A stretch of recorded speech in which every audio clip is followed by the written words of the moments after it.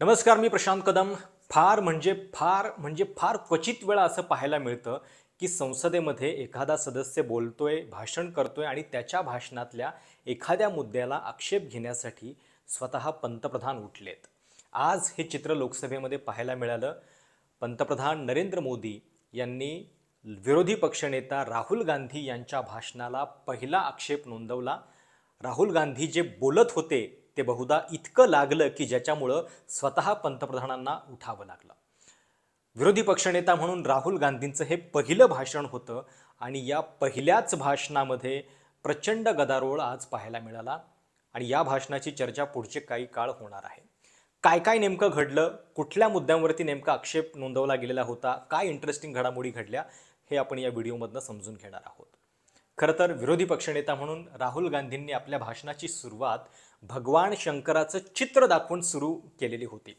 शंकराच्या एकूण मुद्रेमध्ये जो संदेश आहे तो एक प्रकारे ते सांगत होते. डरो मत, कुणालाही घाबरू नका, याचा संदेश त्यांच्या चित्रामध्ये आहे, मुद्रेमध्ये आहे. सोबतच अहिंसेच्या मार्गावरती जाण्याचा संदेश सुद्धा हिंदू धर्म देतो हे दाखवण्याचा प्रयत्न राहुल गांधी त्या चित्राच्या माध्यमातून करत होते. अर्थात जेव्हा त्यांनी पहिल्यांदा हे चित्र दाखवलं त्याच्यानंतर लगेचच आक्षेप घेतला गेला आणि हे पण इंटरेस्टिंग चित्र होतं की राहुल गांधी सभागृहामध्ये भगवान शंकराचं चित्र दाखवतायत आणि समोरच्या बाकावरून भाजपचे खासदार त्याला आक्षेप घेत आहेत.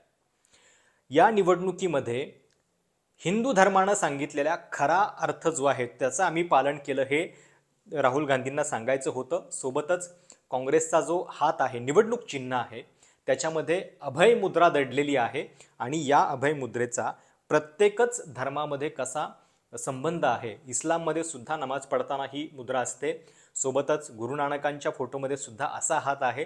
अशी एक एक उदाहरणं राहुल गांधी देत होते आणि हे बोलता बोलता ते या मुद्द्यावरती आले की हिंदू धर्माची खरी शिकवण ही आहे, पण जो लोग अपने आप को हिंदू समझते हैं वो हिंसा करते हैं, असं वाक्य त्यांनी म्हटलं आणि त्याच्यावरून गदारोळ उडाला. खरं तर ज्यावेळी राहुल गांधी हे बोलत होते तेव्हा त्यांचा इशारा, त्यांचा रोख समोरच्या बाकांवरती होता, भाजपकडे होता. पण गदारोळ झाला. पंतप्रधान नरेंद्र मोदी स्वतः उठले आणि त्यांनी सांगितलं की हा विषय खूप गंभीर आहे. संपूर्ण हिंदू समाजाला हिंसक ठरवण्याचा प्रयत्न या ठिकाणी झालेला आहे. पण त्याच्यावर लगेचच तातडीनं राहुल गांधींनी सांगितलं की तुम्ही म्हणजे केवळ सगळा हिंदू समाज नाही, नरेंद्र मोदी म्हणजे हिंदू समाज नाही, भाजप म्हणजे सगळा हिंदू समाज नाही, RSS म्हणजे हिंदू समाज नाही. मोदी विरुद्ध राहुल गांधी ही जी डिबेट आहे ती व्हावी अशी इच्छा लोकसभेच्या निवडणुकीमध्ये काही NGOsनं व्यक्त केलेली होती. पण ती झाली असती तर काय चित्र दिसलं असतं याची झलक आज संसदेमध्ये पाहायला मिळाली. कारण पंतप्रधान नरेंद्र मोदी असं बोलले आणि त्याच्यानंतर राहुल गांधींनी त्याला तात्काळ उत्तर दिलं. जबरदस्त संघर्षाचा हा क्षण होता. नेमकं काय त्यावेळी घडलं हे आधी आपण बघूया. Where these ideas come from and how they gave us the strength, all of us, anybody who opposed the regime, how they gave us the strength to fearlessly take any onslaught that was placed before us. So I'd like to start by showing an image of our refuge. Okay? Sir, Shiv ji की photo नहीं दिखा सकते sir? एक minute माननीय सदस्य. Sir, Shiv ji की photo मना है सर? एक मिनट सर, मना है तो रख देता हूं सर. नो, एक मिनट. और जो लोग अपने आप को हिंदू कहते हैं वो 24 घंटा हिंसा हिंसा हिंसा, नफरत नफरत नफरत, असत्य सत्य असत्य.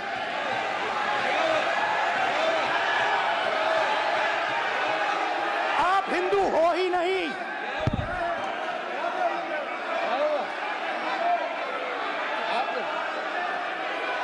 Just get me that picture of Shiva. Inside Speaker's office. Hindu धर्म में साफ लिखा है सत्य के साथ खड़ा होना चाहिए, सत्य से पीछे नहीं हटना चाहिए, सत्य से नहीं डरना चाहिए. अहिंसा हमारा प्रतीक है. अभय मुद्रा. नहीं आएगा. प्राइम मिनिस्टर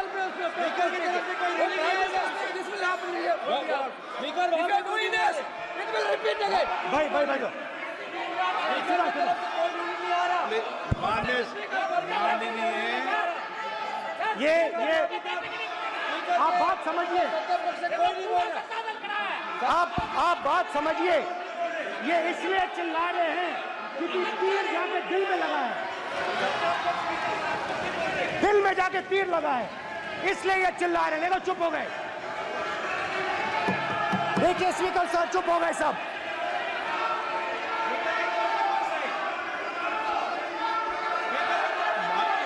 एक मिनट।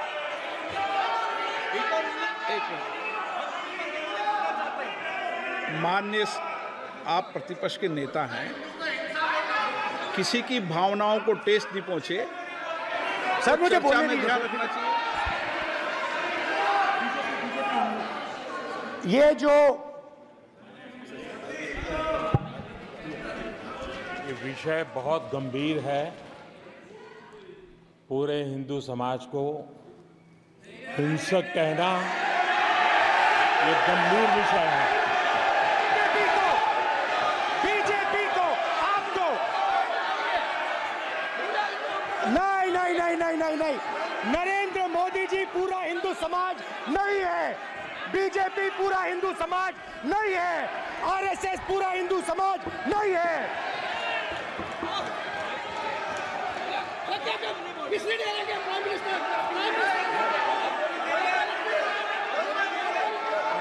याच भाषणाच्या दरम्यान अयोध्येमध्ये भाजपचा जो पराभव झालेला आहे त्याच्यावरून देखील राहुल गांधींनी भाजपची जोरदार खिल्ली उडवली। एकतर कशा पद्धतीनं हिंदू धर्माची खरी शिकवण आम्ही पाळलेली आहे हे सांगताना त्यांनी असं म्हटलं की चला सुरुवात अयोध्येपासून करूयात। आणि नेमकं त्याच वेळी अवधेश प्रसाद सिंग समाजवादी पक्षाचे खासदार जे अयोध्येतून विजयी झालेले आहेत ते राहुल गांधींच्या शेजारी बसलेले होते। राहुल गांधींनी त्यांचं अभिनंदन सुद्धा केलं।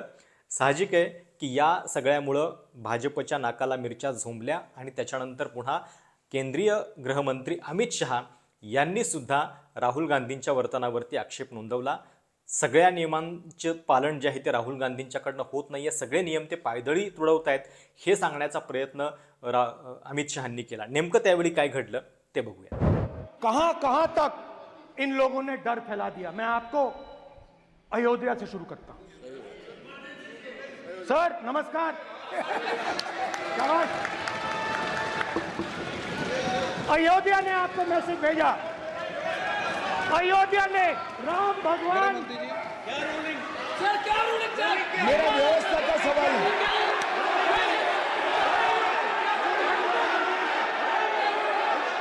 इस सदन के नियमों की पुस्तिका, इससे कुछ सदस्यों को क्या मुक्ति दे दी गई है?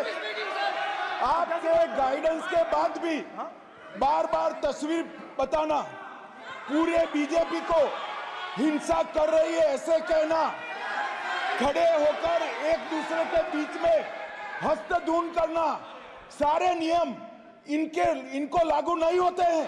नियम मालूम नहीं है तो ट्यूशन रख ले साहब। सदन इस तरह से नहीं चल सकता है। ये सदन, मेरा आपसे आग्रह है कि ये सदन ऑर्डर में रहना चाहिए, नियमों के अनुसार रहना चाहिए। ये हम सभी सदस्यों का आपसे विनंती है। राहुल गांधींच्या याच भाषणामध्ये अजून एक गदारोळ झाला, तो झाला अग्निवीरच्या मुद्द्यावरून। अग्निवीरच्या मुद्द्यावरून बाकीचे सगळे लाभ जे इतर जवान आहेत त्यांना मिळतात, पण ते अग्निवीरांना मिळत नाहीत। शहीद झाल्यानंतर 1 कोटी रुपयांचा निधी जो आहे तो इतर जवानांना मिळतो, अग्निवीरांना का मिळत नाही असं राहुल गांधींनी म्हटलं। आणि त्याच्यानंतर या वक्तव्यावरून सुद्धा जोरदार गदारोळ झाला। संरक्षण मंत्री राजनाथ सिंह हे उठले आणि त्यांनी सुद्धा राहुल गांधींना त्याच वेळी तिथे उत्तर द्यायचा प्रयत्न केला। मैं पंजाब में अग्निवीर के परिवार से मिला। सुनिए अग्निवीर के परिवार से मिला। छोटा सा घर था,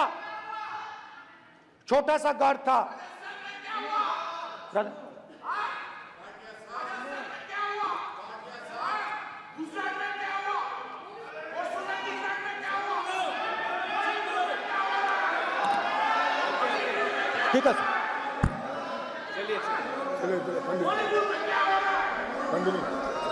छोटे से घर में छोटे से घर में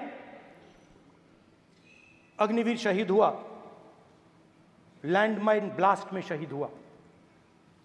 मैं उसे शहीद कह रहा हूं, मगर हिंदुस्तान की सरकार उसे शहीद नहीं कहती है।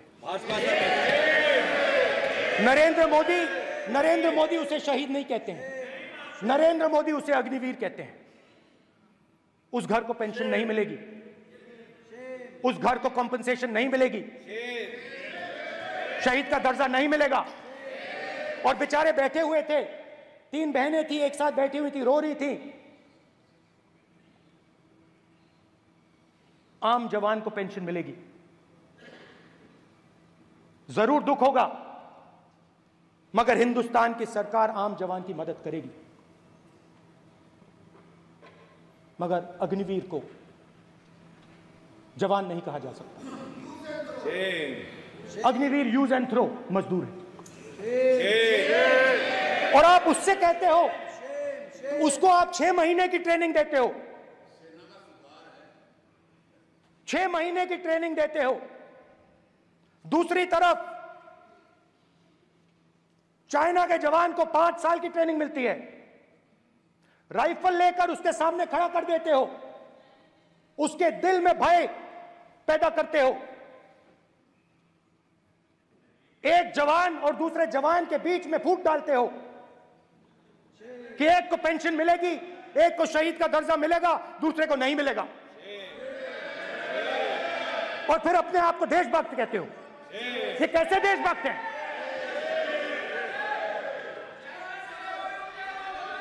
फिल्म स्टार जैसी फोटो थी उस लड़के की, फिल्म स्टार, बॉलीवुड स्टार की फोटो थी। मैं सोच रहा था, देखो इस युवा ने जान दी। स्पीकर सर,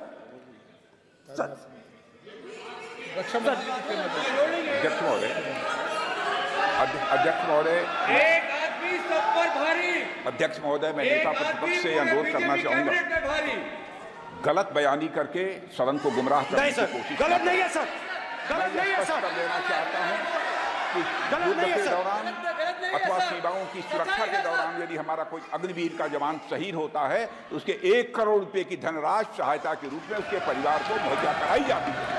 इस प्रकार की गलत बयानी से सभी को गुमराह करने की कोशिश नहीं की जानी चाहिए।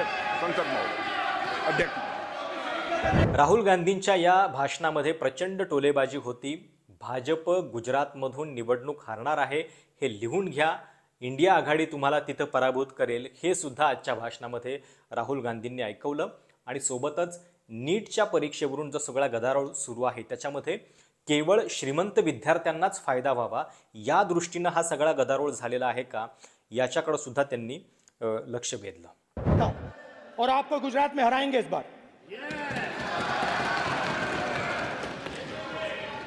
आप लिख के ले लो, लिख के ले लो, आपको ऑपोजिशन इंडिया गठबंधन गुजरात में हराने जा रहा है।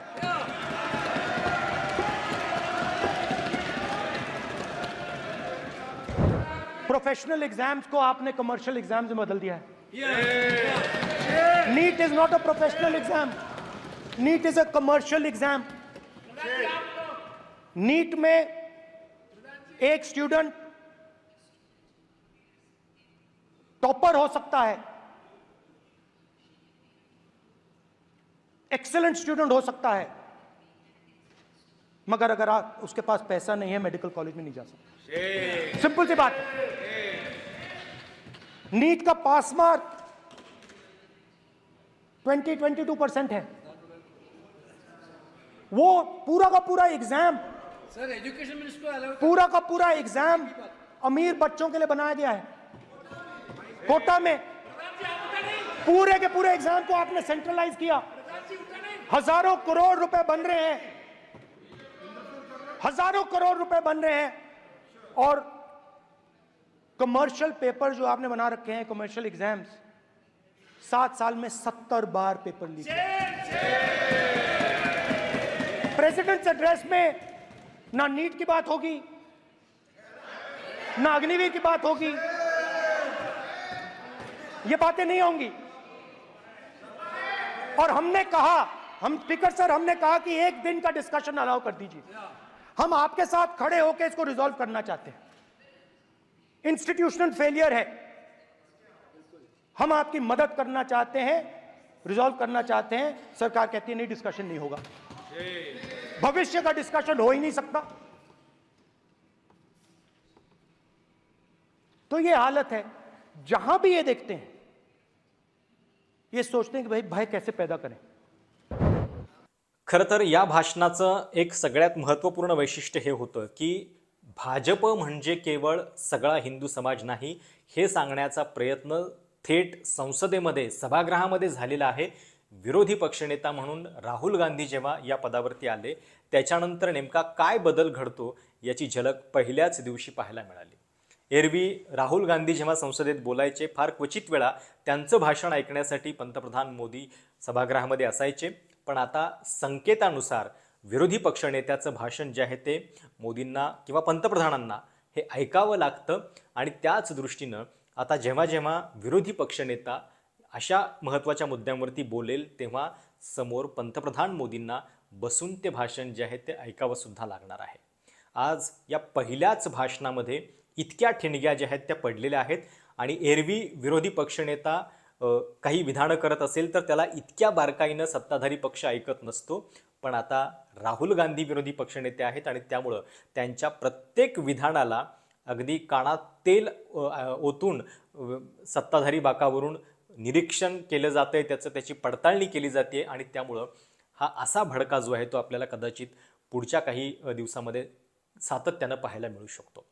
विरोधी पक्षनेता म्हणून राहुल गांधींनी आज जे भाषण केलं त्याच्यामध्ये खरं तर त्यांनी सुरुवात भगवान शंकराचं चित्र दाखवून केलेली होती, त्यामुळं ते राहुल गांधी हिंदुत्वाचा अपमान कसा करतील हा एक मुद्दा आहेच, पण त्यांचं जे विधान आहे की भाजपला उद्देशून त्यांनी जे केलं त्याच्यानंतर व्हिक्टिम कार्ड प्ले करत हा सगळ्या हिंदू समाजाचा अपमान आहे हे दाखवण्याचा प्रयत्न मोदींनी केला।